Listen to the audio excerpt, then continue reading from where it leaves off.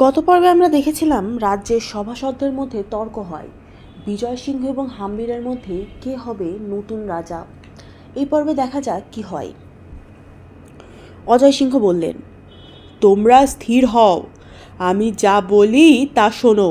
তোমরা তো জানো ভীল সর্দার মুঞ্জ সেদিন কেল্লা লুট করে গেছে। আমাদের তো সাধ্য হয়নি যে তাকে বাধা দিই। সেদিন রাতে ডাকাত এই কেল্লা থেকে চিতরের রাজ মুকুট নিয়ে পলায়ন করেছে। শুধু তাই নয়, আমি সংবাদ পেয়েছি সে নাকি আবার রাজমুকুট মাথায় দিয়ে নিজেকে রাজস্থানের রাজা বলে প্রকাশ করছে। সূর্যবংশের এই ঘোর অপমানের একমাত্র প্রতিকার সেই রাজমুকুট উদ্ধার করা। হাম্বির এবং সুজন এই দুজনকেই এই রাজমুকুট উদ্ধার করার দায়িত্ব দেওয়া হলো। দুজনের মধ্যে যিনি এই পাপাত্তার মুন্ড সমেত মুকুট উদ্ধার করতে পারবেন তিনি রাজ্যের অধিকারী হবেন। কৃতজ্ঞ ভীল যে মাথায় মেবারের রাজমুকুট ধারণ করতে শাহিত হয়েছে সেই মাথা আমি শীঘ্র চাই, নচেত আমার মরণেও শান্তি নেই। মেবারের দুই উপযুক্ত রাজকুমার বর্তমান থাকতে যদি মুকুট উদ্ধার করা না হয় তবে জানলেম মেবারের সূর্যবংশ আজ নির্বংশ হয়েছে। রাজ্যে বীর নেই, রাজ্য সিংহাসন ভীল আর পাঠানের পাওয়াই শ্রেয়। কেল্লার যত সৈন্য যত অস্ত্র আছে দুই কুমার ইচ্ছা মতন ব্যবহার করুন। আজ এখানেই সভাভঙ্গ হলো। তুমুল কোলাহলের মাঝে রাজসভা সেখানে শেষ হলো। তারপর দিন সূর্যোদয়ের সঙ্গে সঙ্গে নিজের বন্ধু বান্ধব সৈন্য সামন্ত নিয়ে সুজন বাহাদুর ডাকাত ধরতে চললেন। আজ তিনি ভারী ব্যস্ত। অন্যদিন বেলা 11টার পূর্বে সুজন বাহাদুরের ঘুমই ভাঙত না। আজ তিনি ভোর হতে না হতেই প্রস্তুত। এত ব্যস্ত যে হাম্বিরকে সঙ্গে ডেকে নিয়ে যান তারও সময় হলো না। কেল্লার জনপ্রাণী উঠতে না উঠতেই বড় রাজকুমার সুজন সিংহ দলবল নিয়ে বেরিয়ে পড়লেন। দু একজন সামন্ত জিজ্ঞাসা করলেন, কই ছোট কুমার গেলেন না? সুজন সিংহ হেসে বললেন, তিনি এখন একটু আরাম করছে, চলো আমরা আগে যাই, তিনি আহার আদি করে পরে আসবেন। এমনই খোসামুদে রাজপরিষদ বলে উঠল, চলুন আমরা আগে গিয়ে ডাকাতকে ঘেরাও করি, পরে না হয় ছোট কুমার এসে তার মুন্ডুটা কেটে নিয়ে যাবেন। অন্যজন বললে, রানার বুড়ো বয়সে ভীমরতি হয়েছে, একে তার কর্ম বুকের পাটা চায়। ডাকাত বলে ডাকাত, ও যে মঞ্জু ডাকাত, নামে তার দিয়ে শুদ্ধ থরথরি কম্প, তাকে কিনা ধরবে ছোট কুমার, হাতি মারতে কিনা পতঙ্গ। ওরই মধ্যে কোনো এক মন্ত্রী বলে ওঠে, না হে না, রাজবুদ্ধির মধ্যে প্রবেশ করা কি তোমার কম্ম গো? কণ্টক দিয়ে কণ্টক উদ্ধার, বুঝলে না? সুজন সিংহ হেসে বললেন, না হে না, তোমরা জানো না, হাম্বিরের গায়ে বেশ শক্তি আছে। তবে কি জানো, ছেলে মানুষ এখনও হাড় পাকেনি। আমি এবার লড়াই থেকে এসেই তাকে রীতিমতো কুস্তি শিখিয়ে দেব। দেখো না কি ব্যবস্থা করি আমি। এদিকে সকালে উঠে হাম্বির একখানা পুরনো তলোয়ার আর একখানা ছোরা শান পাথরে ঘষে ঘষে সাফ করছিলেন। ছোরাখানা পিতা অরি সিংহের, আর তরোয়ালখানা উজালা গ্রামের দাদামশাই হাম্বিরকে দিয়েছিলেন। আজ কতকাল পরে শান পেয়ে অস্তর দুখানা বর্ষার জল পেয়ে নদীর স্রোতের মতো ক্রমে খড় ধার হয়ে উঠল সেই তলোয়ার। হাম্বির বসে বসে অন্তরে শান দিচ্ছেন। এমনই সময় লক্ষ্মী রানী সেখানে এসে বললেন, হ্যাঁ রে, এখানে বসে কি করছিস বড়? হাম্বির বললেন, জানো না মা, ডাকাত ধরতে যেতে হবে, তাই অস্ত্র দুখানা তা শান দিয়ে নিচ্ছি। লক্ষ্মী রানী বললেন, হা কপাল, তুমি এখন অস্ত্রখানে শান দিচ্ছ, আর ওদিকে সুজন সিংহ যে সৈন্য সামন্ত নিয়ে ডাকাত ধরতে গেল। তোর চেয়ে সে কাজের লোক দেখি, লোকে কেবল তার মিছেই দুর্নাম রটায়, আজ তো তাই দেখলাম। হাম্বির যেন মায়ের কথায় একটু আশ্চর্য হয়ে বলল, তাই নাকি মা? দাদা তো আমায় ডেকে নিয়ে গেলেন না। রাজত্বীটা দেখছে আমার কপালে নেই। যাই হোক, আমিও হাল ছাড়ছি নে। এই কথা বলে হাম্বির দ্বিগুণ উৎসাহে তলোয়ারে ধার দিতে লাগলেন। রানীমা বললেন, আরে যা যা, বেলা হলো, এখন কিছু খেয়ে আয়, আমি ততক্ষণ এই দুখানায় শান দিয়ে দিচ্ছি। হাম্বির উঠে গেলেন, আর লক্ষ্মী রানী বসে বসে অস্তরে শান দিতে লাগলেন। রাজপুতের মেয়ে বাটনা কুটনো কোটার চেয়ে অস্তরে কেমন করে শান দিতে হয় তা ভালোই বোঝেন। তার হাতে পড়ে অস্ত্র দুখানা কিছুক্ষণের মধ্যেই চকচকে ঝকঝকে ধারালো হয়ে উঠল। হাম্বির ফিরে এলে রানীমা তার হাতে ছোড়াখানা দিয়ে বললেন, দেখ দেখি, এটাই কেমন ফাট ধরেছে মনে হয়, আঁকা বাঁকা কিসের যেন দাঁত, এখানে মনে হয় কোনো কাজ হবে না। হাম্বির বললেন, বলো কি মা, বাবার হাতের ছোড়া কাজে লাগবে না? তাও দেখি একবার ভালো করে। হাম্বিরের ছোড়াখানা দেখে এদিক ওদিক ফিরিয়ে ফিরিয়ে দেখলেন। কিছু অবশ্য বোঝা গেল না। মনে হলো ছোড়ার ফলকটার একদিক থেকে আরেক দিক ছুটে আঁকাবাঁকা একটা ফাট। এটি কি ফাট নাকি রক্তের দাগ? বোঝা গেল না। হাম্বির বললেন, তাই তো, এটা তো কিছু বোঝা গেল না, ভালো করে দেখতে হবে। মা, তুমি অস্ত্র দুখানা আমার ঘরে রেখে দিয়ে এসো তো, আমি একবার মহারাজের সাথে দেখা করে আসি। একটা ভালো ঘোড়া দেখে নিতে হবে। অজয় সিংহ আজ আর সভায় যাননি, শরীর অসুস্থ। নিজের মহলেও বিশ্রাম করছিলেন। হাম্বিরকে আসতে দেখে বললেন, সে কি, তুমি এখনো যাওনি? সুজন তো অনেকক্ষণ আগেই রওনা দিয়েছেন। হাম্বির বললেন, আগে মহারাজ, একটা ঘোড়া বেছে নিতে কিছু বিলম্ব হবে। আজ সন্ধ্যাবেলায় রওনা হব। অজয় সিংহ বললেন, আরে লোকজন তো সব বড় কুমারের সঙ্গে চলে গেছে, তুমি একা পথ চিনবে কিভাবে? হাম্বির বললেন, মহারাজ, একটা শিকারির সঙ্গে বন্দোবস্ত করেছি, সেই আমাকে ডাকাতের আড্ডা দেখিয়ে দিবে।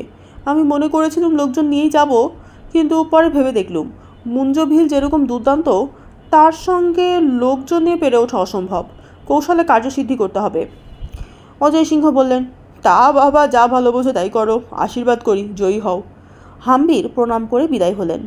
হাম্বির নিজের ঘরে বিশ্রাম করছিলেন। লক্ষ্মী রানী এসে বললেন, কিরে, তোর যাওয়ার কি হলো? তোর তো দেখি লড়াই করবার কোনো চেষ্টাই নেই। হ্যাঁ রে, ভয় পেলি নাকি তুই? এই যে বলি ঘোড়া ঠিক করতে যাচ্ছিস, আর এসেই ঘুম দিচ্ছিস এখানে। হাম্বির একটুখানি হেসে বললেন, আরে বসো তো মা, ডাকাত ধরতে যাওয়া কি আর মুখের কথা নাকি? একটু ভেবে নিতে দাও, ফন্দি ফিকরি বাঁধাতে দাও। এ কি বুনো শুয়োর যে যাবো আর জনারের শীষে গেঁথে আনবো, বলো তো? লক্ষ্মী রানী বুঝলেন হাম্বির মুখে তামাশা করছেন, কিন্তু মনে মনে ঠিক একটা মতলব স্থির করে বসে আছেন। তিনি হাম্বিরের দিকে চেয়ে বললেন, বটে, আমার সাথে তামাশা হচ্ছে না? একটা জনারের শীষ দিয়ে পুনো শুয়োর গেঁথে আনো, তবে দেখি কেমন বাহাদুর তুমি। দেখা যাবে তোমার ওই পুরনো তলোয়ার আর দাগি ছোড়ায় কত দূর কি করো। এখন বলো দেখি, কি মতলব এঁটেছ? তারপর মাইতে ছেলেতে সেই নির্জন ঘরে বসে সারা দিন যে কত পরামর্শ করলো কে জানে।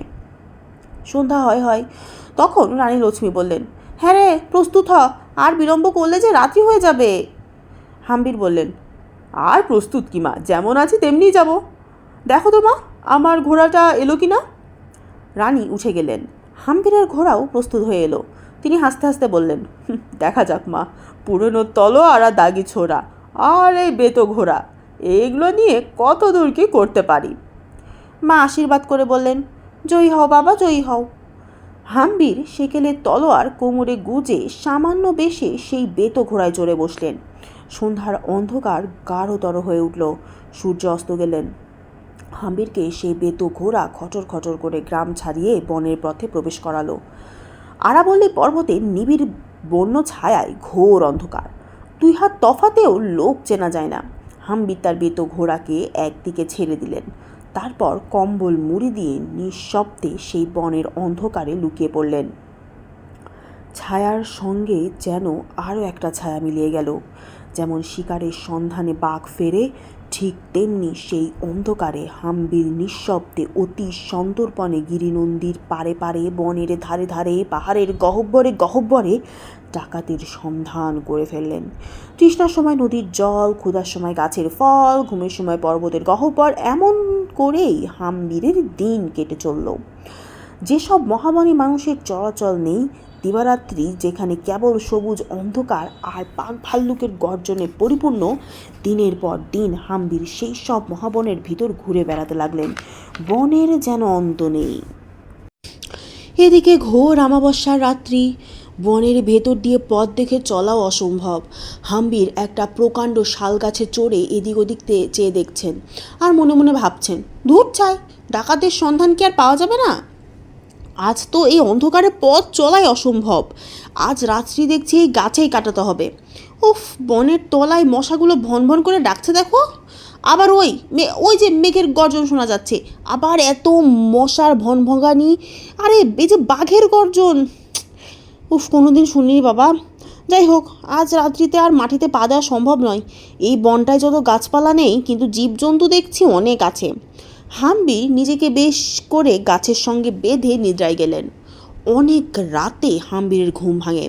হাম্বির দেখলেন আকাশের একদিকে রাঙা আলো দেখা দিয়েছে। সকাল হয়েছে ভেবে হাম্বির উঠে বসলেন, কিন্তু সকাল হলে তো পাখি ডাকে, কেন ডাকছে না? তবে কি ভ্রম হলো? হাম্বির বেশ করে চারিদিকে তাকালেন। সেই সময় দুইজন মানুষ সেই শাল গাছের তলায় কথা বলছে এমনটা শোনা গেল।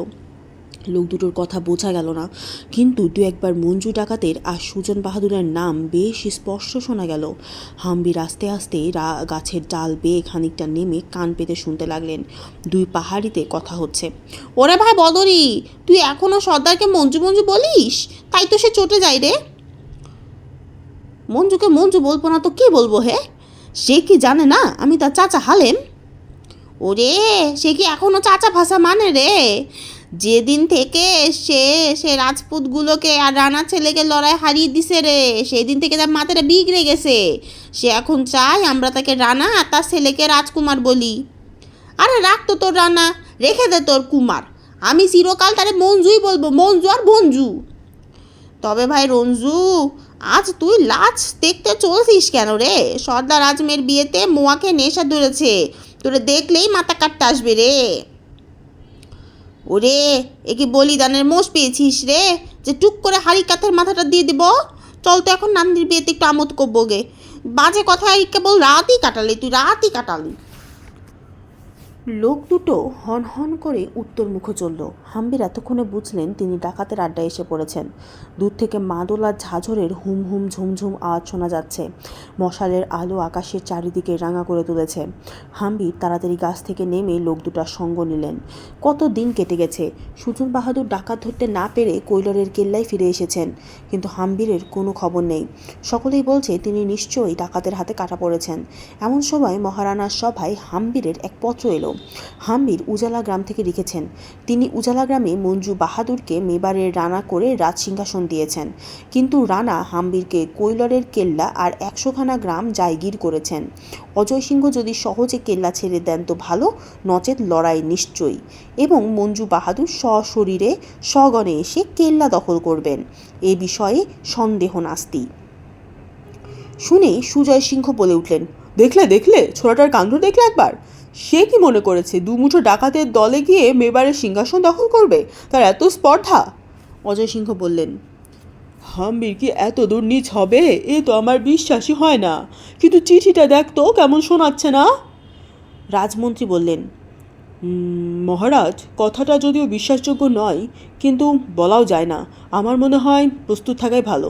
আজকালকার ছেলে কখন কি করে বসে বলা যায় না। সুজয় সিংহ বললেন, তবে একবার মেবারের সামন্ত সর্দারকে খবর পাঠানো হোক। অজয় সিংহ বললেন, ওরে, তার কাজ নেই রে। এ কি পাঠান বাদশা আছে যে সামন্ত সর্দারকে খবর পাঠাবো? লোকে হাসবে রে। সকলকে সাবধানে থাকতে বল, হঠাৎ না কেল্লায় ডাকাতি হয়। আর হাম্বিরকে লিখে দে এমন দুঃসাহসের কাজ জানি সে না করে। একদল সৈন্য নিয়ে তুমি উজালা গ্রাম থেকে ডাকাতের দলকে তাড়িয়ে দাওগে, আবার পারো তো হাম্বিরকেও বেঁধে আনো। সুজয় সিংহ বললেন, যে আজ্ঞে বাবা। কিন্তু মঞ্জু ডাকাতের হাতে একবার পড়েছিলেন, সে যে কেমন ডাকাত তা তিনি বেশ চিনেছেন। ঘরে গিয়ে রাজবৈদ্যকে দিয়ে মহারানাকে বলে পাঠালেন, শরীর তার বড় অসুস্থ, কিছুদিন বিশ্রাম করতে পারলে ভালো হয়। ডাকাত ধরতে সেনাপতিকে পাঠালে চলে না? অজয় সিংহ বললেন, আচ্ছা তাই হবে। সেদিন রাতে অজয় সিংহ লক্ষ্মী রানীর সঙ্গে দেখা করে হাম্বিরের পত্র দেখালেন। রানীমার অন্দরমহলে সেনাপতির তলব হলো। তারপর হাম্বিরের নামে চিঠি দিয়ে সেনাপতি বিদায় হলেন। তারপর হুকুম রইল হাম্বিরের পরামর্শ মতো খুব সাবধানে কাজ করবে। এদিকে উজালা গ্রামে শেয়াল রাজার মতো মঞ্জু বাহাদুর রাজ সিংহাসন আলো করে বিরাজ করবেন। ডাইনে বাঁয়ে গম্ভীরমল আর চুয়োমল দুই নতুন মন্ত্রী কানে কলম গুজে বসে আছে, আর রাজসভায় আছেন হাম্বিল আর উজালা গ্রামের দুই একটা পেট মোটা জোরদার আর কালো দুই মুস্কো পাহাড়ি ভিল। একজন গরিব প্রজা খাজনা দিতে পারেনি, রাজার লোকে তাকে বেঁধে এনেছে। মঞ্জু রাজা হুকুম দিলেন, ওর মাথা কাটো। অম্বি হাম্বির কানে কানে বললেন, মহারাজ, এরকম হুকুম করলে প্রজারও খাপ্পা হবে, ওকে কিছু বকশিস দিতে হুকুম হোক। অমনি 2 মোহর ইনাম হয়ে গেল। গরিব প্রজা 2 হাতে সেলাম ঢুকে বিদায় হলো। মনে হলো, রাজা তো হাম্বির, এটা তো ডাকাতের সর্দার, ওর কি আর দয়ামায়া আছে? এমন সময় কৈলরের কেল্লা থেকে সেনাপতি এসে মঞ্জু বাহাদুরের সঙ্গে দেখা করলেন। কথা হলো মহারানা কৈলরের কেল্লা হাম্বিরকে দিয়ে স্ত্রীপুত্র পরিবার নিয়ে কাশিবাসী করুন। তার খরচপত্র রাজকোট ভাণ্ডার থেকে দেওয়া হবে। আর হাম্বির ভিল রাজার মন্ত্রী হয়ে রাজ্য শাসন করুন। সেই জন্য তাকে সমস্ত খরচা এবং মাসিক 6,000 তনখা এবং চিতরের কেল্লা জায়গি দেওয়াই স্থির হলো। গম্ভীরমল সত্র আওড়ালেন। চুয়োমল একবার নামা লিখে হুজুরে পেশ করলেন, কিন্তু হুজুর তো পড়তে জানেন কত। কলম হাতে হাম্বিরের দিকে চাইলেন। হাম্বির বললেন, এইসব পাকা দলিলে কলমের সই দেওয়া ভালো নয়। আমি বলি মহারাজ, এতে পাঞ্জা মোহর দিলেই ভালো হয়। মুঞ্জ বাহাদুর 2 হাতে কালি মেখে দলিলের পিঠে হাতের ছাপ দিলেন। সেনাপতি দলিল নিয়ে বিদায় হলেন। মুঞ্জ বাহাদুর হাম্বিরের দিকে হাসতে হাসতে বললেন, এ তো বড় মজা। লড়াই নেই, হাঙ্গামা নেই, এক হাতের ছাপে কাজ শেষ। দিল্লির বাদশাকে এমন একটা পাঞ্জা পাঠিয়ে চিতরের কেল্লাটা দখল করে নিলে হয় না? হাম্বির বললেন, আগে মেবার দখল করে নেওয়া যাক, তারপর দিল্লি পর্যন্ত ঠেলে যাওয়া যাবে। এখন একটু আমোদ আহ্লাদের হুকুম হোক। রানার সেনাপতি আমাদের জাঁকজমকটা একবার দেখে যাক। মঞ্জু রাজা বললেন, বন্ধু, তুমি যেমন ভালো বোঝো করো। দেখো, মাদলের বাজনা আর মাহুয়ার কলসিটাও ভুলো না। এই দুটো না থাকলে আবার আমোদ প্রমোদ হবে না। হাম্বির ভারে ভারে মহুয়ার কলসি দলে দলে মাদলের ব্যবস্থা করলেন। উজালা গ্রামে ভিল রাজার রাজপ্রাসাদে আমোদের ফোয়ারা বয়ে গেল। সেনাপতি এলেন, গম্ভীর মহল এলেন, চুয়োমল এলেন, হাম্বির এলেন। গ্রামের প্রজালোক, পাড়া প্রতিবেশী যে যেখানে ছিল সকলে এলো। আর সেই সঙ্গে এলো সাদা কাপড়ে ভদ্রলোক সেজে একদল রাজপুত সৈন্য। রাত্রি প্রায় শেষ হয়েছে। গ্রামবাসীরা যে যার ঘরে ফিরেছে। ভিলের দল মহুয়ার কলসি খালি করে এখানে সেখানে গড়াগড়ি খাচ্ছে। সেই সময় হাম্বির তার বেত ঘোড়ার পিঠে রক্তমাখা জটের থলি চাপিয়ে উজালা গ্রাম থেকে বিদায় হলেন। সেনাপতির ওপর ভিল রাজার রাজপ্রসাদ জ্বালিয়ে দেওয়ার হুকুম রইল। হাম্বির যেমন সন্ধ্যাবেলায় বেত ঘোড়ায় চড়ে কৈলরের কেল্লা থেকে বেরিয়েছিলেন, ঠিক তেমনি সন্ধ্যাবেলাতেই বেত ঘোড়ায় চড়ে কতদিন পরে রাজমুকুট সমেত মঞ্জু ডাকাতের মুন্ডু নিয়ে ফিরে এলেন। কেল্লায় জয় জয়কার পড়ে গেল। মহারানা সেই ভিলের কাঁচা রক্তে হাম্বিরের কপালে রাজটিকা লিখে দিলেন। বললেন, রাজপুতের নিয়ম, সিংহাসনে বসবার আগে টিকা কাজের ব্রত সাঙ্গ করতে হয়। আজ এই শত্রুর রক্তে তোমার ব্রত উদযাপন হলো। আজ থেকে সিংহাসন তোমার, রাজমুকুট তোমার। কিন্তু মনে রেখো, মেবারের মুকুট উদ্ধার হলো বটে, কিন্তু রাজ্য এখনও পাঠানের হস্তগত। তারপর মহারানা সুজন সিংহকে ডেকে 5 হাতিয়ার আর 1 ঘোড়া দিয়ে বললেন, তুমি মেবার ছেড়ে দক্ষিণ দেশে চলে যাও। সেখানে তোমার ক্ষমতা থাকে তো নতুন রাজত্ব নিয়ে রাজত্ব করো। মনে ভেবো না আমি তোমাকে স্নেহ করি না, কিন্তু আমি বেশ বুঝেছি তোমার নির্বাসনে মেবারের মঙ্গল, আর তোমারও মঙ্গল। যদি ভগবানের ইচ্ছা হয় তবে তোমার সন্তানরা একদিন দক্ষিণ দেশে অখণ্ড রাজ্য বিস্তার করবে। যাও, মনে রেখো তুমি সূর্যবংশের সন্তান। তোমার হাতে যেন বংশের কলঙ্ক না হয়। নিজের উপর নির্ভর করো, তবেই বড় হতে পারবে।